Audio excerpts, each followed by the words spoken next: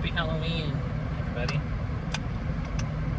Dress appropriately for the occasion. Got the Halloween shirt, the pumpkin and the knife. It's good times. Anyway, so it's Halloween 2021, October 31st. And this is my video message from my friend Lilla, a friend of mine who lives around the world while lying and lonely. And I live in Oklahoma. And today's message to Lilla, if you're watching this, is I love Halloween. I've always loved Halloween. Ever since I was a little kid, I was always way into it. And I've just always enjoyed it. I've always gravitated towards the spooky and the scary, horror adjacent stuff. My whole life. And I still love it. That's why I like horror. That's why I like watching horror movies and reading horror fiction. Listening to dark music and stuff. I just always had that kind of personality. I've always been that way. And, because this is the type of shirt I would wear year round, not just today.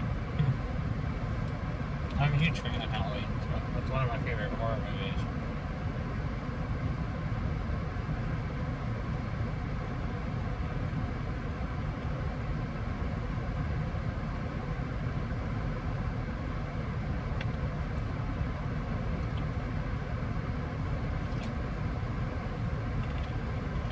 Anyway, I hope your Halloween is a great one. I hope you're having fun. I hope you're enjoying candy corn and other delicious things to eat. And I hope it's more treats than tricks. And it's a lot of fun. So, but yeah, Halloween is my favorite day of the year. It's my favorite holiday. And October is my favorite month of the year. So it's just like, a double hit of awesome. I've always loved October because it's autumn. So the leaves are changing, the weather's cool. It's not too cold yet. It's not hot anymore. And just kind of just this feeling it has. It's hard to explain. A feeling of just like, just kind of warmth and familiarity. It's just a very cozy kind of month, and especially on like October afternoons when like the sunlight's coming through your window or something in just the right way, and it has this like kind of lovely golden orangish type light. It's very aesthetically pretty, and all the leaves and the overcast days when it's gray and rainy with those colored leaves, it's just very nice. I really appreciate the aesthetic. Like, it's my favorite. I don't know, just like nature just goes through some of my favorite visuals at time. And there's also a lot of nostalgia for me about October. I remember being a kid, back in school, but we're so far back into school after coming back in August that everything's kind of settled down for the year.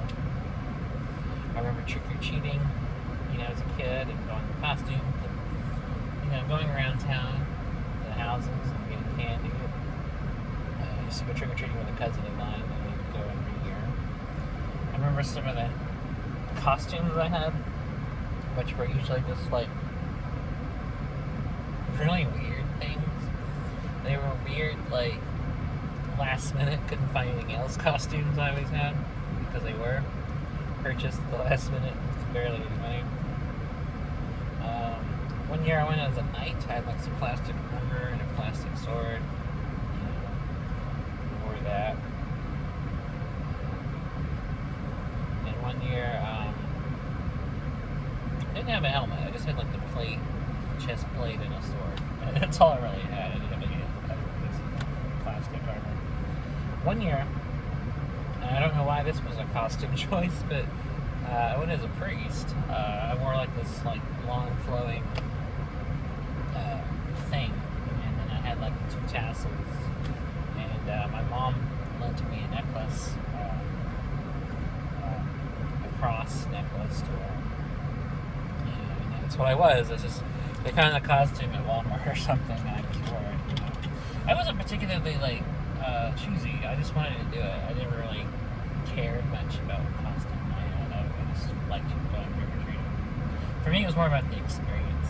It was more about getting my aunt's card, driving around town, going up to the houses, getting the candy, discussing the candy in the back seat of the car with my cousin, and just enjoying the night. That's really, for me, that was more of the appeal than like what particular costume I got on. And I also just remember a lot of great media growing up as a kid. A lot of great horror media, or episodes of my favorite TV shows that were Halloween themed. I still vividly remember watching for the first time. The Disney Channel made a lot of great Halloween movies every year, like Don't Look Under the Bed, and they would air things like My Babysitter's Vampire or something like that, which was great.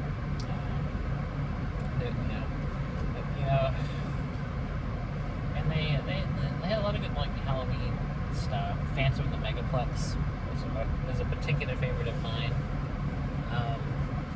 And the thing about it was those Disney Channel movies, a lot of them were already like supernatural or fantasy stories to begin with. If you go back and look at the ones that were produced at that time, like The 13th Year or The Luck of the Irish, they were already like fantasy movies.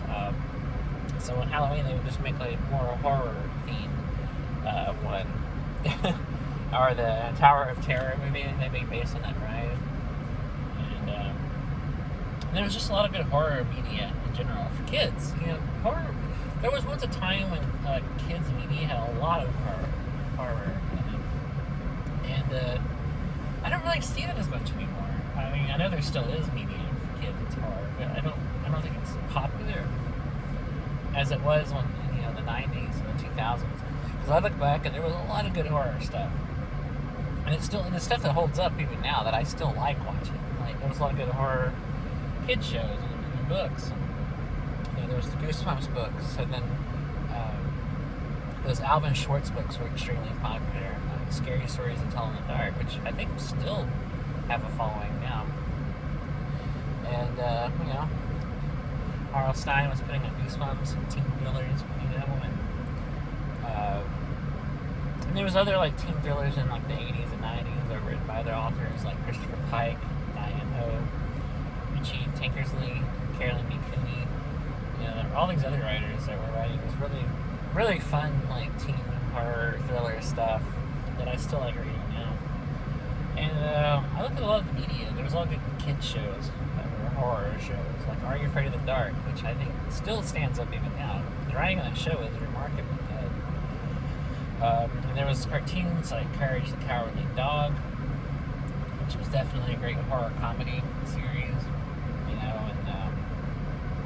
There was even a Tales from the Crypt series for kids that was animated called Tales from the Crypt Keeper, which definitely, it was the same premise. It was an anthology series, but it was way, way, way tamed down for a young audience as opposed to the original Tales from the Crypt series that aired on HBO.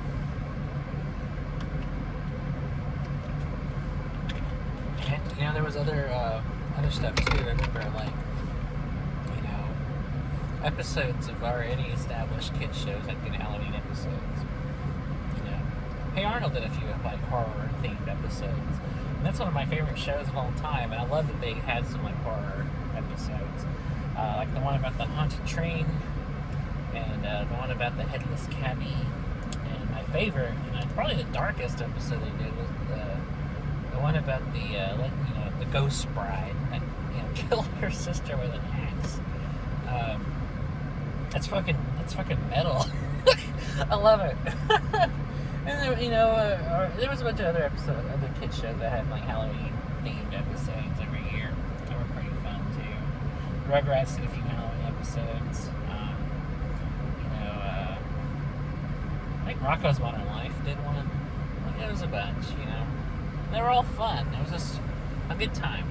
good time. And I think media like that got me in to being like a horror fan because, you know, I went from stuff like that, reading Goosebumps books and stuff, to, you know, getting into things like Stephen King, you know, and, you know, writers after that. You know, Stephen King opened the door for other adult writers writing horror stuff.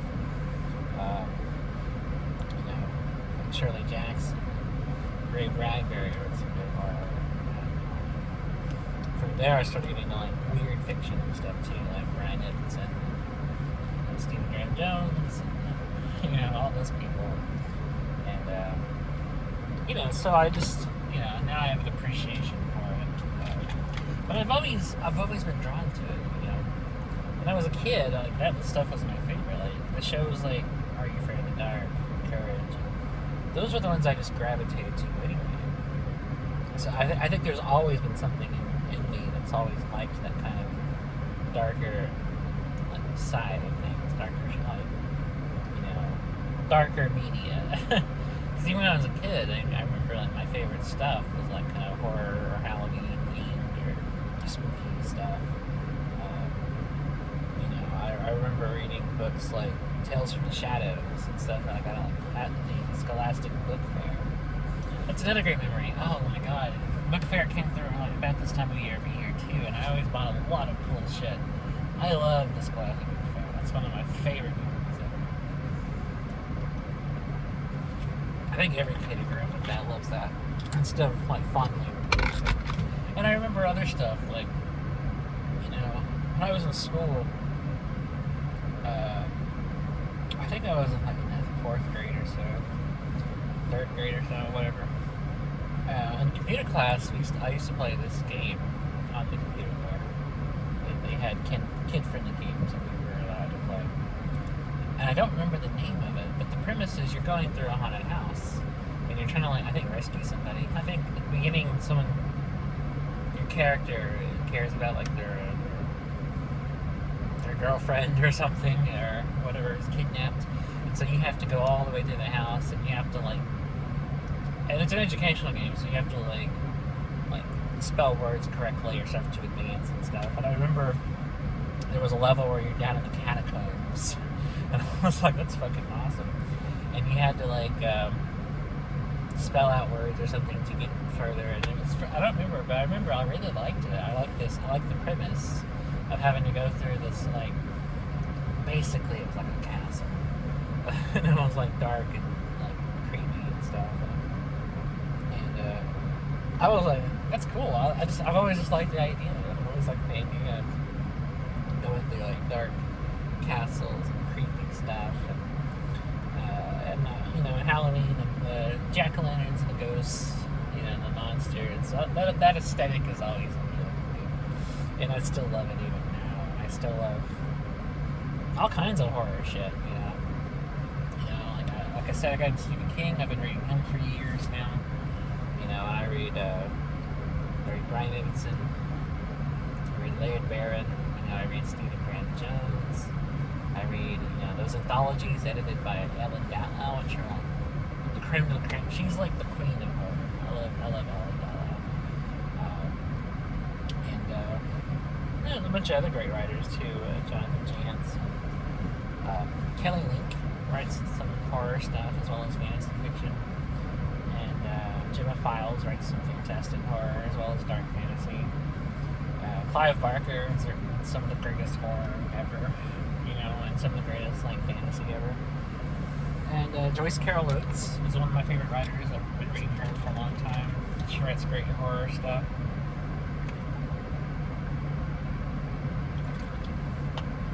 Of course, the master, Shirley Jackson. Some of the greatest horror novels I've ever read, like They've Always Lived in a Castle, you know, Haunting Hill House, that stuff. And, who else?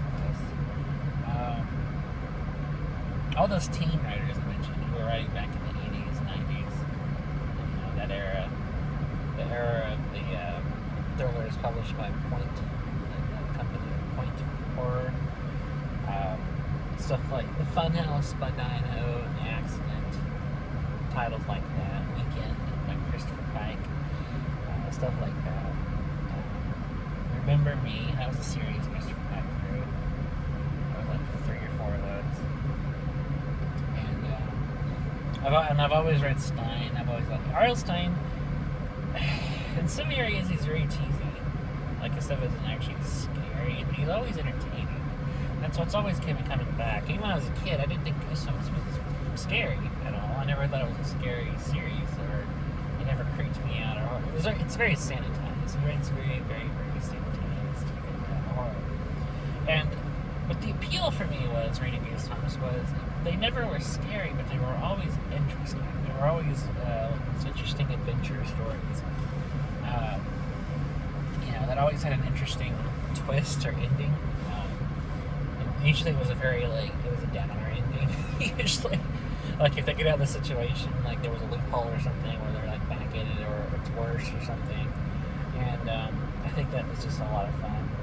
And they were. I still love those books. I have all the original 62 books in the Goosebumps series. Hell, I even did a video series a few years ago where I reviewed each book. Like I did 62 videos talking about each individual Goosebumps book. 1 year in October. I do like R.L. Stein now. I still like him. I find his writing for teens to be better than the stuff he writes for kids. Reading those old thrillers he published in the late 80s and through the 90s, I think, are actually some of his finest writing. Depending on the book, some of them are pretty kind of terrible or stupid or have really awful twists or something, and then some of them are just pretty solid. He wrote a novel published in '89 called The Babysitter, which I actually think is one of his best novels. I think it's a really genuinely suspenseful story, and you don't know what's happening or what's going to happen. And it's about a girl who is a babysitter. She's 16 or so, and she's watching this kid, while his parents are out in the evening. And she starts getting these phone calls, and it's just this guy harassing her. And so she's in this huge old house alone, just the kid. And, and it creaks and stuff, and so she's always paranoid that there's somebody in there. And you don't know up to the final few pages what's happening and who the stalker is. And it's just a genuinely well-written suspense story. He went on to write sequels to it, which weren't as good, and actually got more and more done as they went on. But, they were entertaining, but I wouldn't say they were genuinely as good. But the first Babysitter novel, just called The Babysitter, is what I would point to for evidence that Stein can write a good story, he can write interesting and likable characters. And he can write something that actually does feel realistic. It's not too often, it's very rare with him, but he can write it. He also wrote another novel called The Snowman, I really like. I've read it a few times. And that one is a little less realistic, but it's still interesting because it's about a girl who, she lives with her aunt and uncle who make her miserable because they're assholes. And she's, working this dead-end job at a diner, and this guy comes in. She just can't take her eyes off this dude, and, he calls himself Snowman. And they begin this thing, but, they begin this relationship, even though she has a boyfriend. And it goes down a pretty dark direction. The ending is super unrealistic, but the build-up to it's pretty interesting because of what happens and who this young man turns out to be. He's written some good novels. I just think they're not as good as other stuff, but some of the stuff he wrote for teenagers, I think, is the best he's ever written. It's far better, far more realistic than the stuff he's written for kids. Most of the time. But his stuff's fun, even when he's writing stories about ghosts and mummies and all that stuff. It's still entertaining. Those Goosebumps books are still fun, even if they're ridiculous. And I legitimately like some of them a lot. Because But I think for what they are, they're pretty well written. Some of them are pretty good. And the others are just laughably bad. Goosebumps is a very hit and miss series, some of them are just kind of dumb comedy horror stories, and some of them are genuinely pretty entertaining adventure stories. And some are almost creepy, but not quite, because they're too sanitized. You don't really get a sense of any really real danger here. But some of my favorites, since I'm talking about Goosebumps, I'll just list a couple of my favorites. So some of my favorites from that series are Attack of the Mutant, which I think is probably the best one. It's the most entertaining one. A Werewolf Fever Swamp. Werewolf Skin, another great werewolf story. The Haunted Mask is probably objectively the best one from a writing standpoint, and it's also one of the most entertaining. It's the one I think everyone remembers. And my personal favorite, the Monster Blood. The Monster Blood books were always my favorite in the Goosebumps series, even though they're pretty bad. I like them because I like the characters. I like the main character's name is Evan, and I like him a lot. And his best friend Andy, who I also like a lot. And those characters make the Monster Blood books pretty fun. Even if the story, even if all four of those books in that series are pretty terrible and unrealistic, the characters behave in ways that aren't realistic. They're super fun. I liken them to like enjoying like a really stupid like horror franchise. A lot of like dumb sequels in it. I like it those way. I like certain like horror franchises that go into pretty stupid directions, but are nonetheless entertaining anyway. And yeah, I don't know what it is. I get obsessed by R.L. Stine. I just talk about it a lot.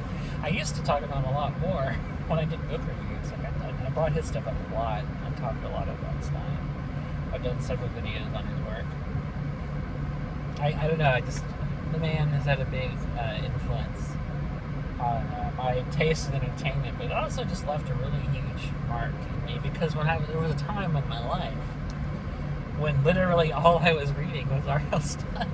When I was like 11 and 12, I read almost nothing about R.L. Stine. I read all the Goosebumps books I could find in my library, and I read several of his teen thrillers.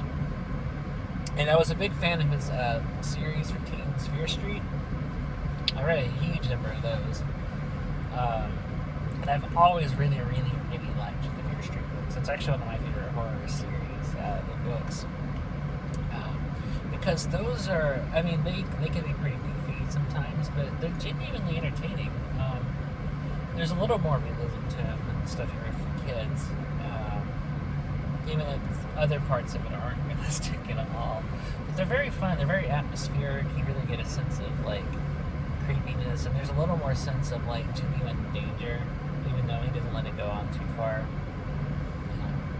Certain situations in those, like at the end of a novel where a character is confronting, like, a maniac who's, like, trying to bash her brains in or something, that's pretty scary. Some of the situations he described, and some of them aren't. Some of them are like some of them are just kind of goofy or campy. But that whole series has like kind of a mix of like campiness with like moments of true kind of creepiness, and I think that's really fun. And I was just really like the premises he comes up with for the books. Some of them pretty simple. Like the first book in the series was called The New Girl, and the girl doesn't turn out to be exactly who she presents herself. And some of them are pretty simple like that, but I like them anyway because they go in interesting directions.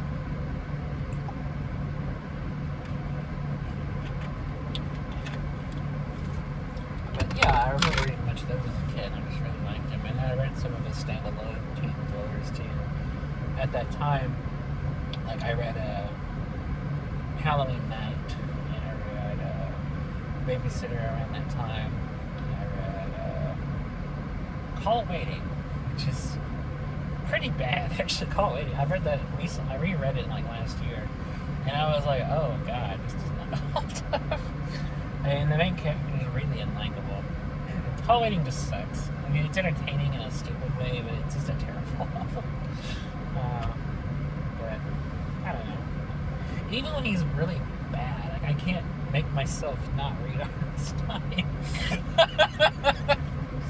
Even when he's like at his worst, I still read it. Like, it's what I think people would call a guilty pleasure. I don't really like the phrase guilty pleasure because I don't feel guilty about liking something. But I know what it means. I think most people would probably feel guilty enjoying Arnstein, whereas I'm like, just bring it on. Like, the thing is with me, I like stuff that's just as campy or trashy as like legitimately good stuff too. So so if I want like really good horror, like real storytelling, good writing, I go to Stephen King. I go to Stephen Graham Jones. I go to Paul Tremblay. I go to John Langan. People like that who can actually write a really good fucking story. And then if I want like trash, I read horror stuff. But I mean it affectionately. When I say trash, I'm not meaning it. I don't mean that in a mean or derogatory way. I mean that just in the sense of it's not the best quality, but it's still fun. The way I would call something like Friday the 13th trash. I mean, those are fun movies, but I wouldn't call them like objectively like masterworks of art. No one's going to confuse Friday the 13th with something like, The Seventh Seal.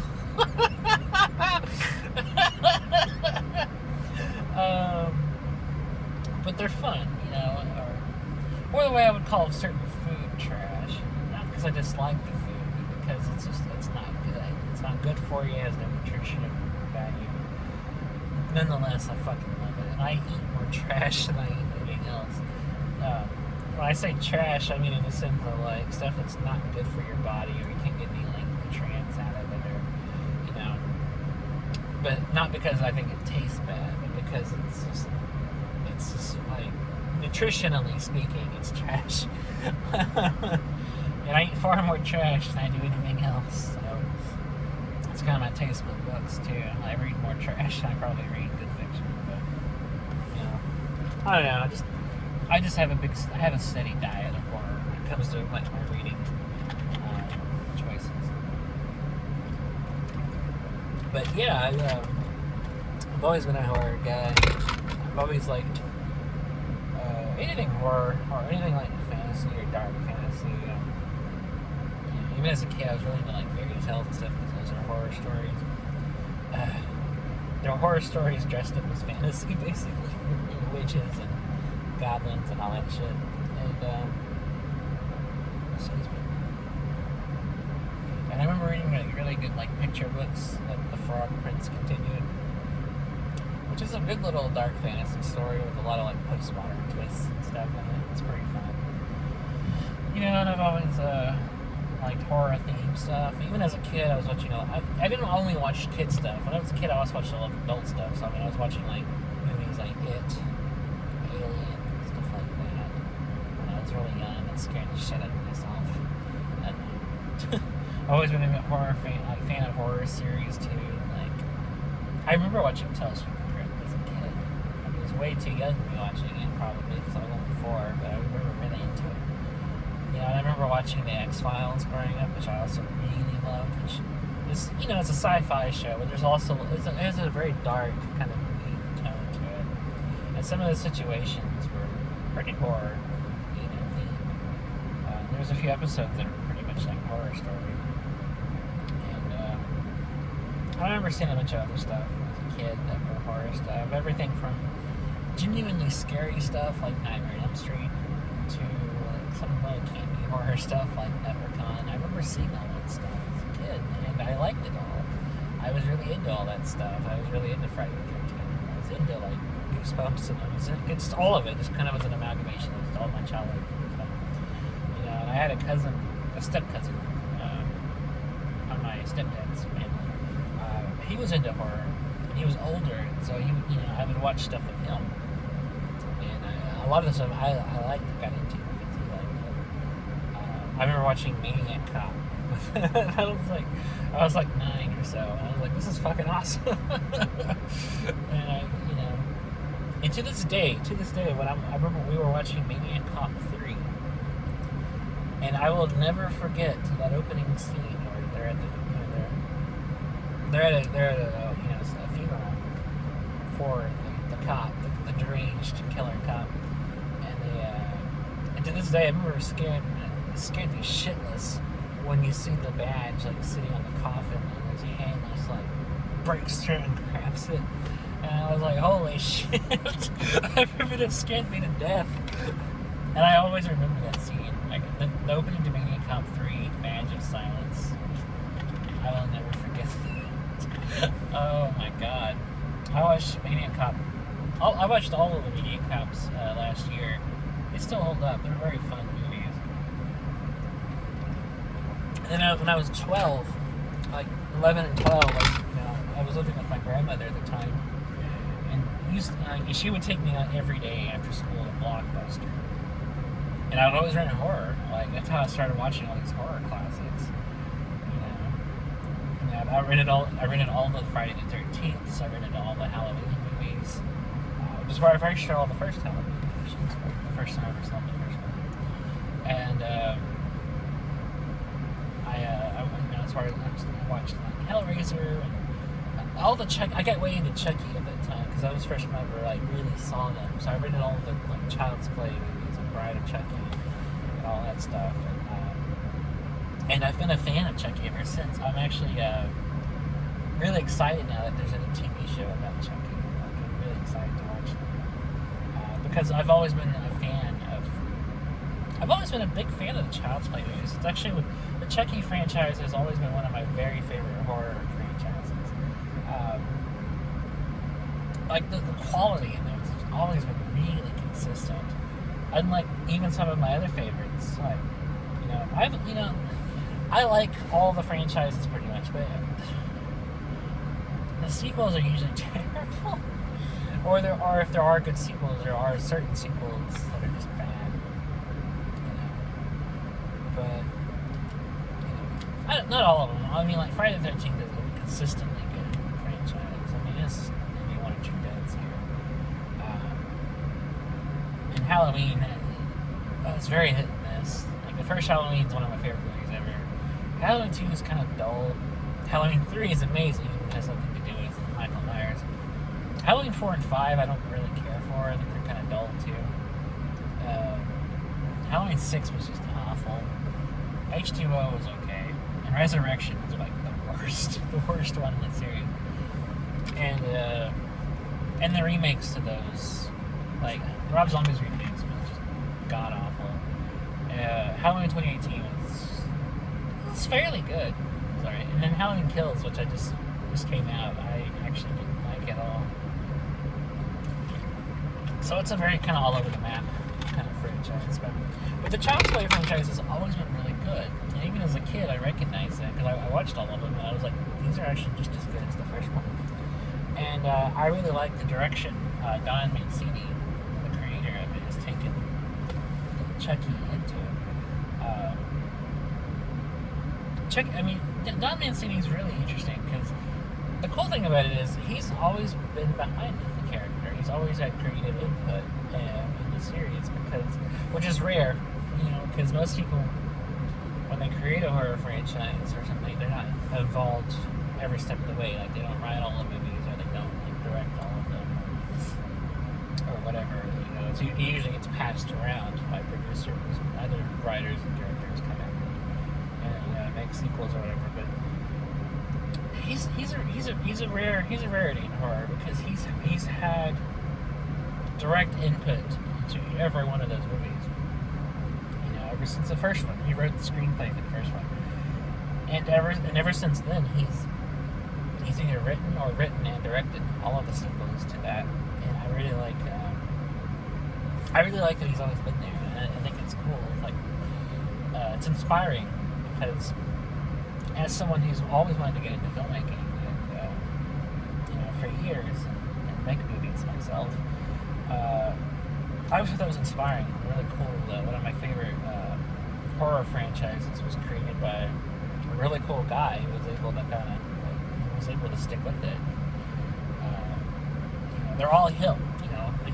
producers didn't snatch the idea away and be like, okay, we're gonna make this now. I mean, no, he was always deliberately behind the control and was always working with producers, and they, work together to make these sequels. And I think that's really cool. So yeah, for those who don't know, all of the Chucky movies, starting from the original Child's Play up to now, the new series, have all been directly written and directed by the same person. They've all been in the creative choices of a singular person. So I think that's pretty cool.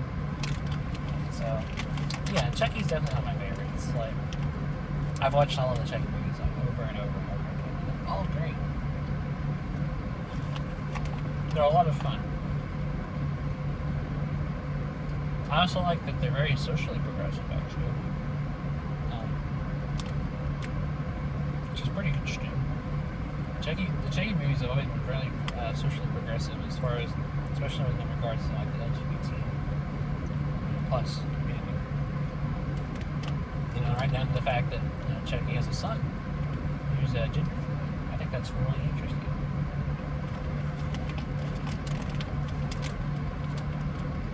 I really like that direction.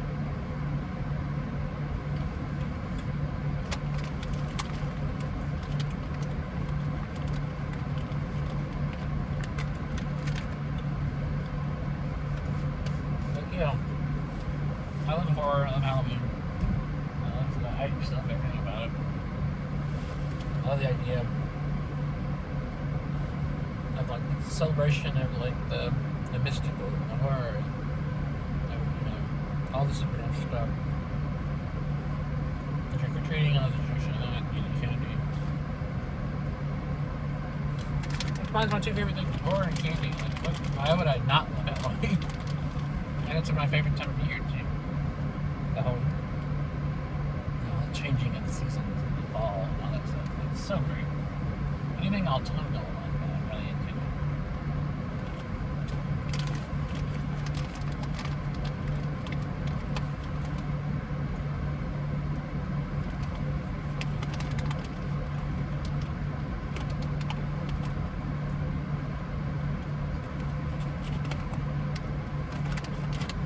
Anyway, I guess I'm just rambling now. I guess I'll end the video here.